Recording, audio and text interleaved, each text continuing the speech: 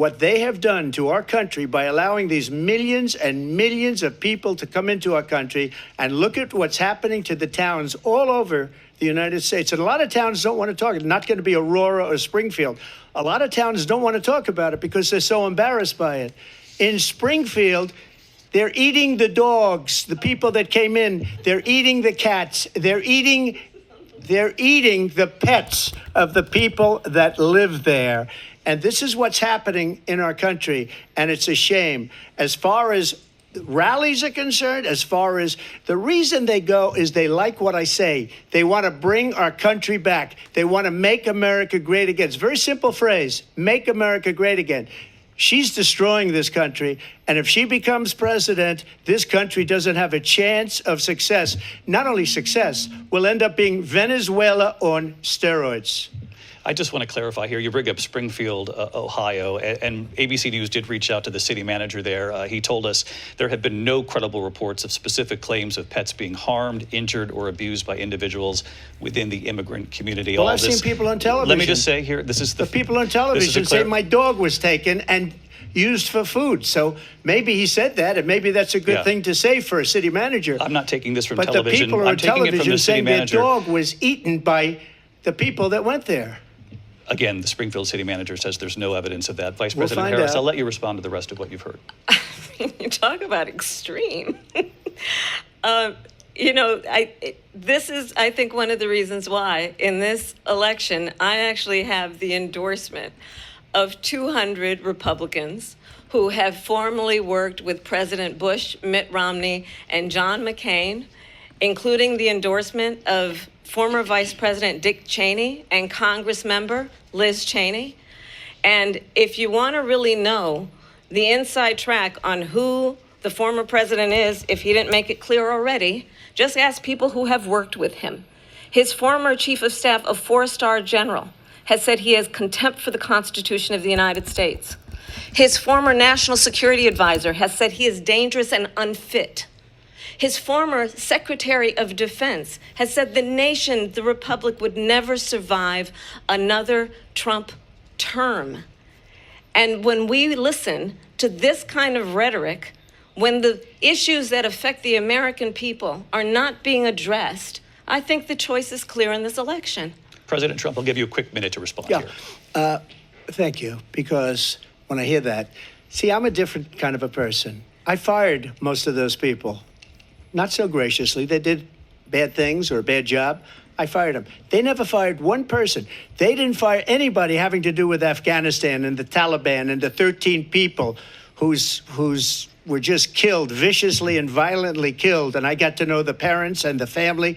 They didn't fire. They should have fired all those generals, all those top people, because that was one of the most incompetently handled situations anybody has ever seen. So when somebody does a bad job, I fire him. And you take a guy like Esper. He was no good. I fired him. So he writes a book. Another one writes a book. Because with me, they can write books. With nobody else can they. But they have done such a poor job. And they never fire anybody. Look at the economy. Look at the inflation. They didn't fire any of their economists. They have the same people. That's a good way not to have books written about you. But just to finish, I got more votes than any Republican in history by far. In fact, I got more votes than any president, sitting president, in history by far. Let me continue on immigration. It was what you wanted to talk about earlier, so let's get back to your deportation proposal that the vice president has reacted to as well. President Trump, you call this the largest domestic deportation operation in the history of our country. You say you would use the National Guard. You say if things get out of control, you'd have no problem using the U.S. military. Police, yes. You also said you would use local police. How would you deport 11 million undocumented immigrants? I know you believe that number is much higher. Take us through this. What does this look like? Will authorities be going door to door in this country? Yeah, it is much higher because of them. They allowed criminals, many, many millions of criminals.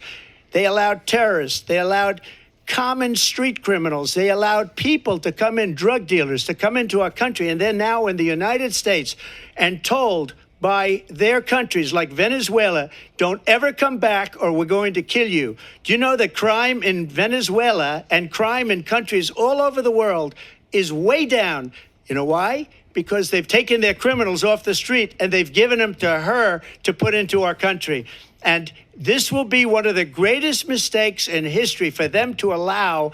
And I think they probably did it because they think they're going to get votes, but it's not worth it because they're destroying the fabric of our country by what they've done. There's never been anything done like this at all. They've destroyed the fabric of our country. Millions of people let in, and all over the world, crime is down all over the world except here. Crime here is up and through the roof. Despite their fraudulent statements that they made, crime in this country is through the roof. And we have a new form of crime. It's called migrant crime. And it's happening at levels that nobody thought possible. President Trump, as you know, the FBI says overall violent crime is actually coming down in this country. But Vice Excuse me, President the Harris, FBI they were defrauding statements.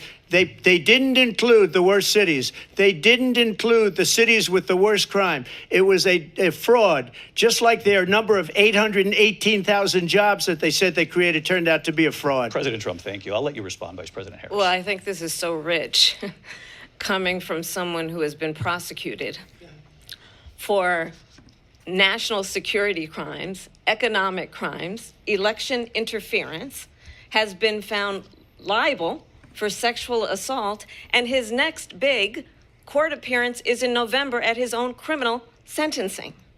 And let's be clear where each person stands on the issue of what is important about respect for the rule of law and respect for law enforcement.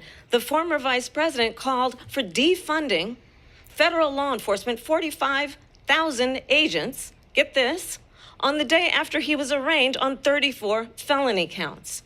So let's talk about what is important in this race. It is important that we move forward, that we turn the page on this same old tired rhetoric and address the needs of the American people, address what we need to do about the housing shortage, which I have a plan for, address what we must do to support our small businesses, address bringing down the price of groceries.